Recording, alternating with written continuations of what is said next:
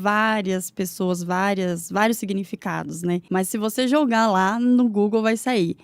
É porque o gelato, ele é feito com creme de leite fresco, tem mais leite, tem menos ar, menos gordura. Mas, assim, o Renato gosta muito de falar, quando perguntam isso, que não é só os produtos de qualidade que vai diferir. O que muda também é o modo de servir. A vitrine, no caso, que a gente deixa exposto ali, tudo bonitinho, né? Aquela cobertura. Então, a refrigeração que esse produto, né, que esse gelato vai passar, é diferente do sorvete tradicional. Então, ele vai chegar para o público de uma maneira mais cremosa, vamos dizer assim, um pouquinho mais quente, mais macio, mais denso. Entendi. Enquanto o sorvete já chega mais duro, mais gelado mesmo, Entendi. né? Então, basicamente é isso. Mas sim, produtos frescos, claro. Creme de leite, menos gordura. Não tem ar, tanto ar, né? O sorvete em si, o modo de fazer, injeta-se muito ar. E o gelato não, a máquina dele já é preparada com uma batida ali diferente, que eu não sei, né, explicar muito bem, mas não envolve tanto ar no gelato.